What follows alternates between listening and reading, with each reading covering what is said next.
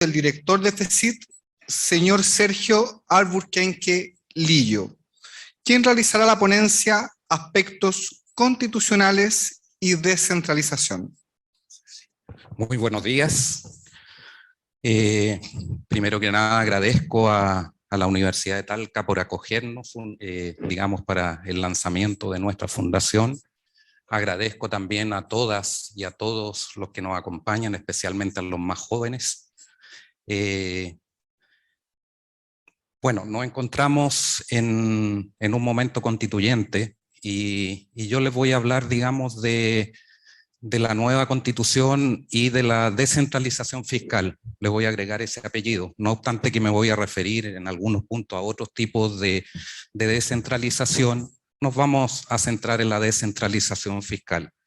Intentaré en esta misma línea hacer un contrapunto con cómo está tratada la descentralización fiscal en la Constitución vigente, si es que podemos hablar efectivamente de descentralización fiscal hoy por hoy.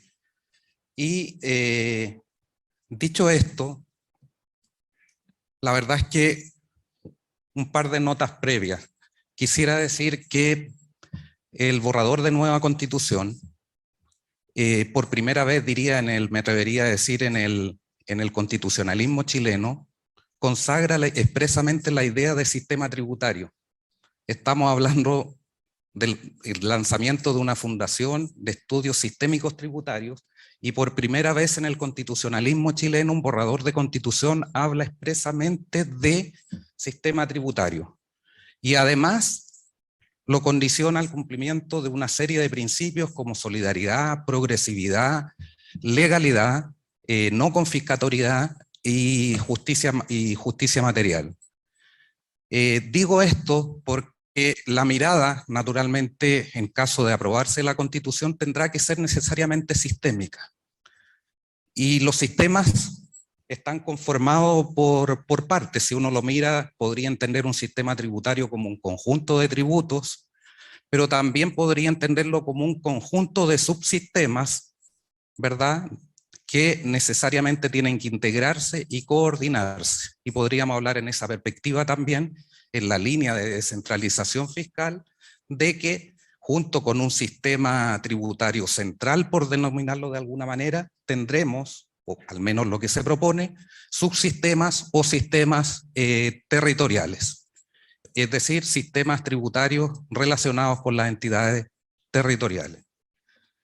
Dicho esto, el temario de mi presentación va a abordar 3 puntos fundamentalmente.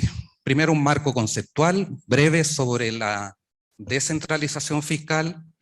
Luego, también, de forma breve, alguna idea sobre la descentralización fiscal en la Constitución de 1980. Y asimismo, y por último, la descentralización fiscal en el borrador de nueva Constitución. En cuanto al marco conceptual y a las premisas de la presentación que voy a realizar, una primera idea que me quisiera destacar es que la descentralización fiscal ocurre cuando las competencias fiscales, tanto aquellas relativas a los ingresos como a los gastos, ¿verdad?, se desplazan del nivel central hacia el nivel subnacional o hacia los niveles subterritoriales. Supone la capacidad, digamos, de los niveles subnacionales o de los entes territoriales para tener ingresos propios y para ejecutar el gasto público. ¿Sí? Desde esta perspectiva, esta idea o esta definición de descentralización fiscal se incardina o está estrechamente relacionada con otra idea o otro principio relevante que también está contenido en el borrador de nueva Constitución, que es el de autonomía financiera. Ahora bien, la descentralización fiscal supone la existencia al menos de niveles de competencia política y que el territorio se encuentre dividido, ¿verdad?, en distintas unidades menores o subnacionales. Por último, desde el punto de vista conceptual, quisiera decir que el otorgamiento de cierta independencia o autonomía administrativa a los niveles subnacionales no implica descentralización fiscal, sino más bien desconcentración administrativa.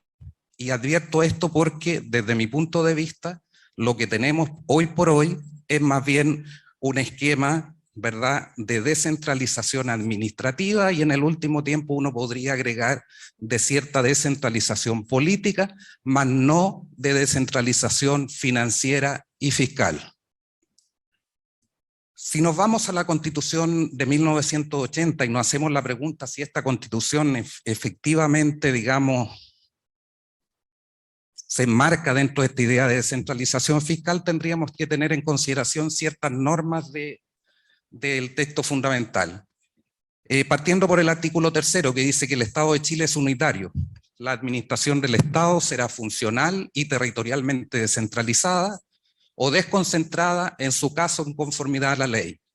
Los órganos del Estado promoverán el fortalecimiento de la regionalización del país y el desarrollo equitativo y solidario entre las regiones, las provincias y las comunas del territorio nacional. Luego nos tenemos que saltar al artículo 110, donde nos habla de la división territorial y reitera la idea, digamos, de que el territorio nacional se divide en regiones, provincias y comunas. A eso debemos sumar los artículos 115, que se refiere, digamos, a los gobiernos regionales, el artículo 122, que se refiere, y quizás es la única norma relevante en este punto, efectivamente, que se refiere a la autonomía financiera de las municipalidades. Y luego tenemos el artículo 126 bis, que crea los territorios especiales en la reforma constitucional del año 2007, pero que hasta la fecha no se dictan los estatutos especiales que supuestamente también tenían que tratar, entre otras materias, los aspectos financieros. Ese es el cuadro en términos resumidos que tenemos, digamos, en la Constitución vigente, lo cual me lleva a concluir, mirado, digamos, desde las distintas manifestaciones o aristas desde la cual puede leerse el principio de autonomía financiera, que son las que ustedes tienen a la vista: autonomía tributaria, autonomía de gasto, autonomía presupuestaria, autonomía crediticia, autonomía contable, autonomía patrimonial y autonomía de tesorería. Esto es lo que comprende en teoría, ¿verdad?, este principio de autonomía financiera. Y esta es la fotografía que, desde mi punto de vista, ofrece la Constitución vigente. Cuando ustedes ven, no los gobiernos regionales, como ustedes pueden ver, salvo cierta autonomía de gasto y salvo cierta autonomía patrimonial y de tesorería, en el resto no hay autonomía. Las provincias tienen funciones meramente administrativas y por lo tanto cero autonomía financiera.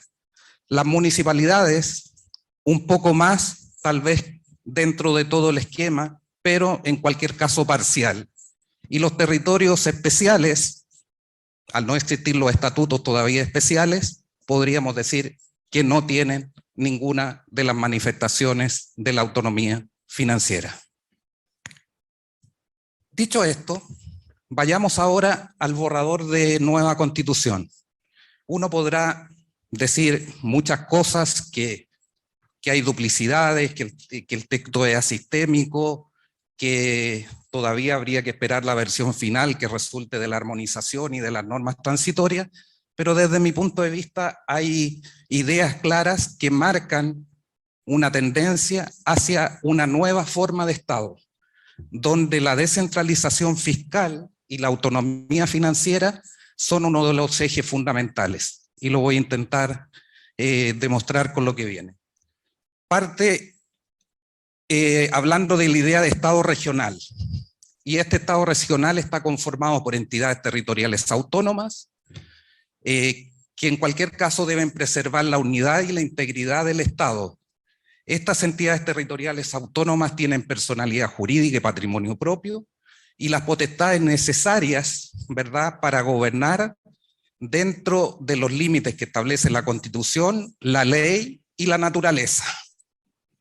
Las entidades territoriales, agrega el borrador, ¿verdad?, de nueva Constitución, las entidades territoriales autónomas están dotadas de autonomía, y este punto es tremendamente importante comparativamente con lo que tenemos. las dota de autonomía política, administrativa y financiera, y lo dice expresamente. No hay que extraerlo implícitamente de alguna norma para la realización de sus fines e intereses. Pero inmediatamente se establece el límite. Dice, el ejercicio de la autonomía no podrá atentar contra el carácter único e indivisible del Estado de Chile, ni permitirá la secesión territorial. Con lo cual, descartada la posibilidad de que estemos frente a un Estado federal, ¿verdad?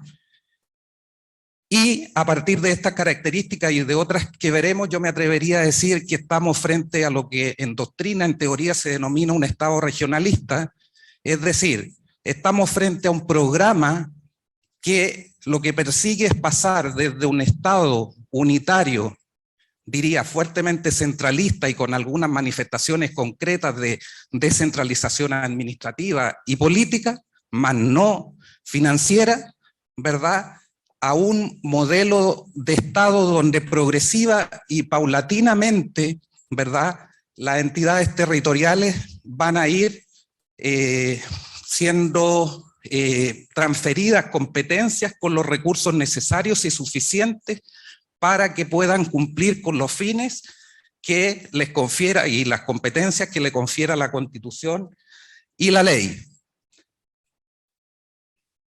Si tuviéramos que graficarlo de alguna forma, la forma de Estado que se propone, ¿verdad?, bajo esta denominación de Estado regional, está compuesta por cuatro, no me atrevería a decir por 4 niveles, porque luego veremos que se establece entre uno de los principios, digamos, el de no tutela entre las entidades territoriales. Por lo tanto, no podríamos aquí hablar de que hay un nivel superior o un nivel inferior. Por eso yo lo he puesto, digamos, más bien en la idea circular, donde naturalmente tendrán que coordinarse, tendrán que asociarse, etcétera. Pero si miramos esta figura, en definitiva, el Estado regional va a estar compuesta por las regiones autónomas, por las comunas autónomas, que van a estar gobernados por las municipalidades, por los territorios especiales de Isla de Pascua y el archipiélago de Juan Fernández, sin perjuicio de que puedan crearse otras, ¿verdad?, bajo determinadas condiciones que establece el borrador de Constitución, y las autonomías territoriales indígenas. Como ustedes pueden apreciar ahí, la verdad es que la Constitución el borrador de nueva Constitución es bastante generoso en cuanto a los valores o principios que deben regir o que deben inspirar este modelo. La coordinación, la asociatividad, la solidaridad, la interculturalidad, la cooperación, la reciprocidad, el apoyo mutuo, la no duplicidad de funciones, la cohesión social, la eficiencia y eficacia en la prestación de los servicios públicos, la participación ciudadana, la equidad territorial, la equidad de género, la no tutela entre las entidades territoriales, es decir, no habrá tutela entre entidades territoriales sin perjuicio, ¿verdad?, de la necesaria solidaridad, de la coordinación entre ellas y sin perjuicio de los mecanismos que establece la propia Constitución para resolver los conflictos de competencia que puedan generarse.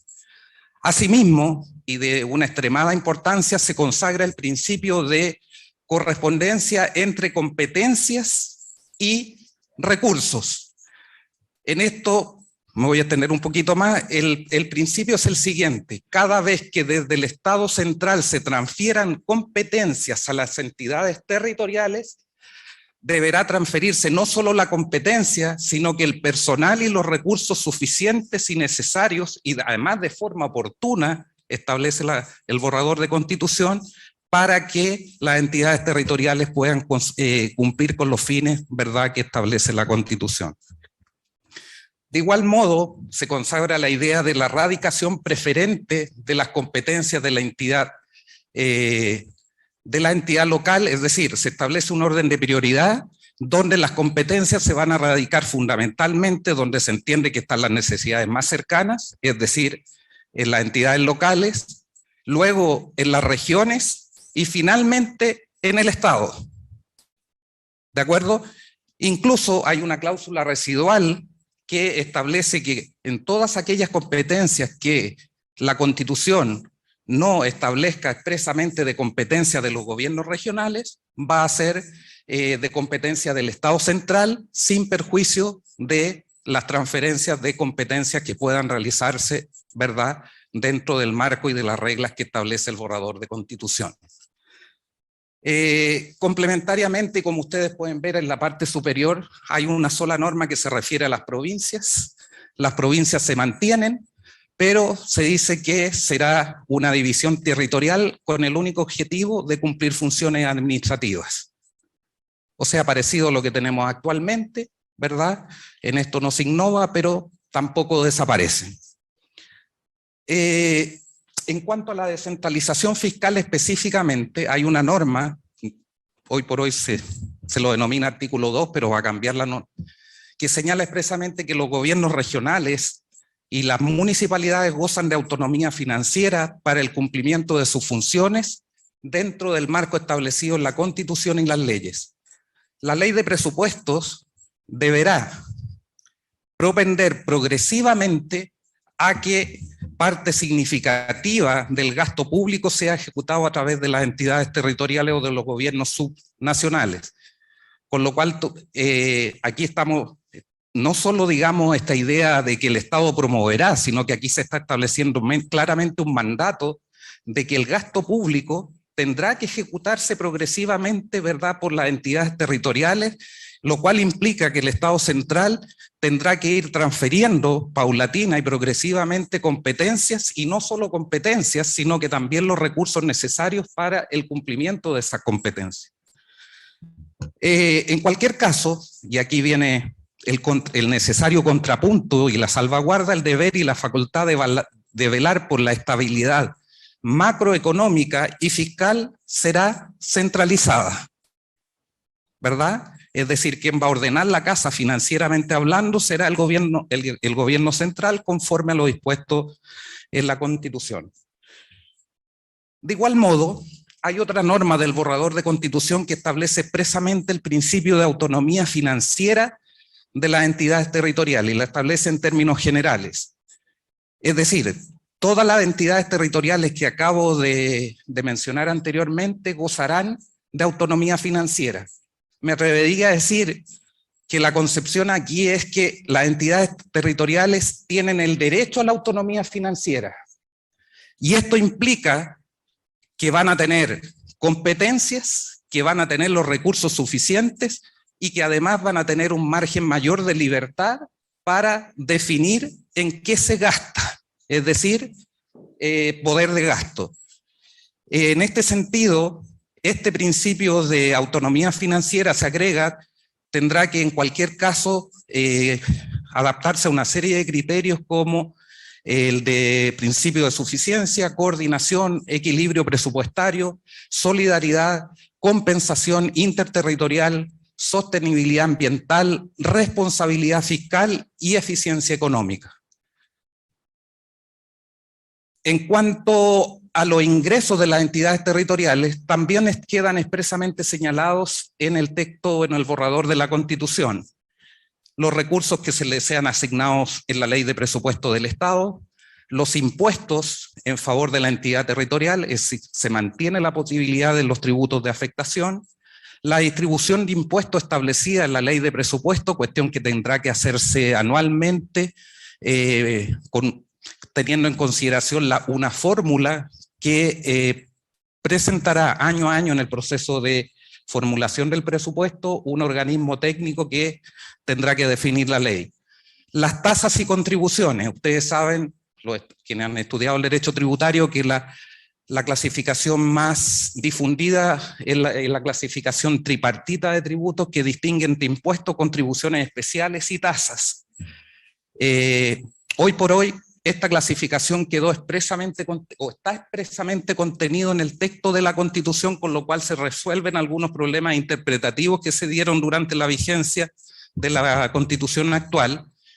Y bien, respecto de estos tres tributos, las entidades territoriales van a tener potestad tributaria derivada para establecer o crear contribuciones especiales y tasas, no impuestos, en el marco que defina la ley, ¿verdad? La cual cuanto menos va a tener que definir el hecho gravado de las contribuciones y las tasas. ¿Esto para qué? Para evitar que no se produzca una duplicidad y para que haya cierta uniformidad a nivel territorial en cuanto a los hechos gravados.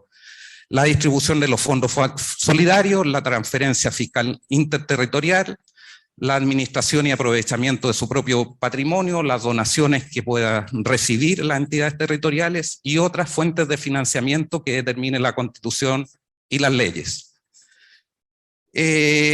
Un par de aspectos complementarios.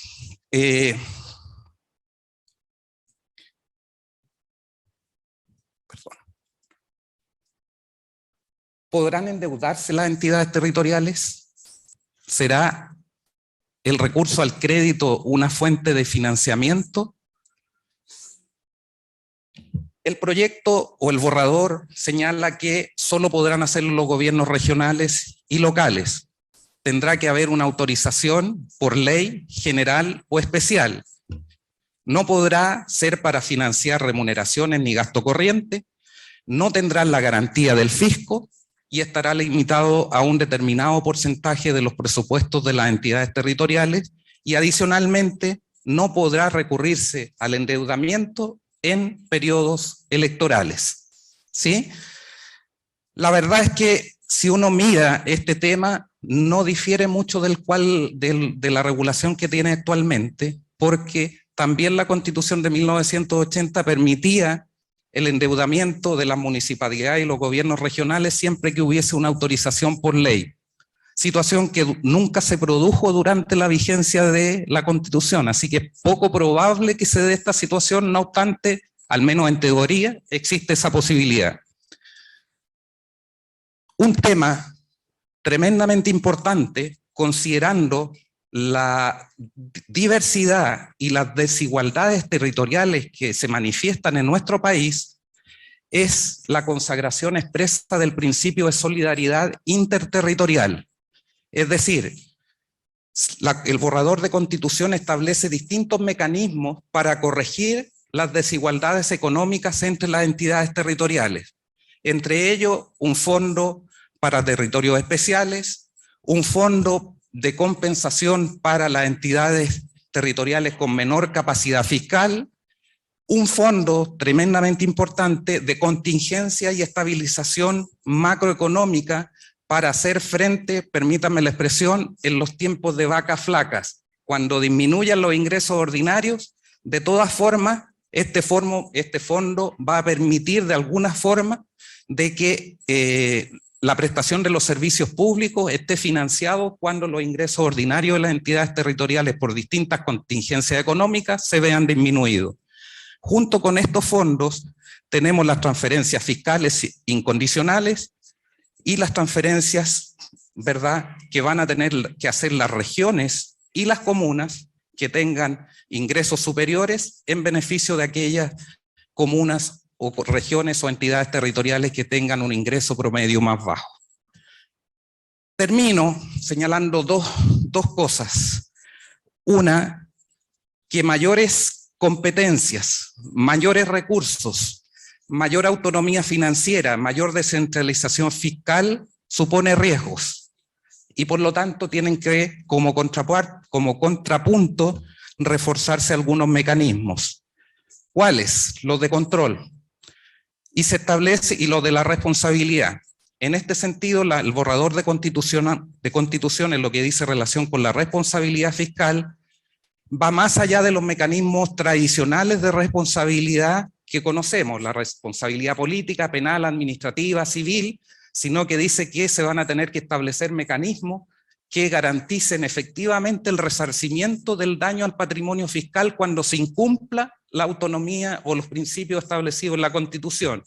Y van a ser responsables de esto no solo las entidades territoriales, sino que también sus representantes y las autoridades.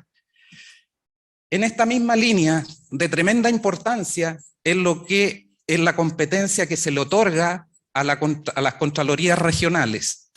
Las contralorías regionales van a ejercer el control de legalidad, ¿verdad?, presupuestario de las entidades territoriales, pero no solo el control presupuestario, sino que van a ejercer un triple control: el de legalidad, el de gestión y el de resultados. ¿De acuerdo? Y finalmente, y ahora sí que termino, todo esto podría ser poesía. Me refiero a la consagración del principio de autonomía financiera, si es que no existieran las garantías correspondientes para que las entidades territoriales puedan, ¿verdad?, demandar el cumplimiento de este principio de autonomía financiera en caso de que el legislador o el gobierno central incumpla el mandato constitucional.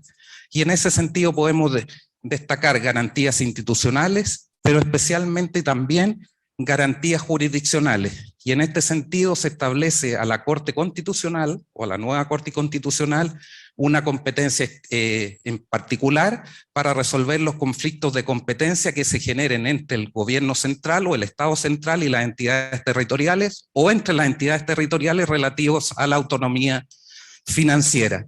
Sin descartar, ¿verdad?, de que cuando los conflictos se den entre organismos administrativos, pudiese tener también competencia los nuevos tribunales administrativos, cuyas competencias más específicas van a ser determinadas por la ley correspondiente. Muchas gracias.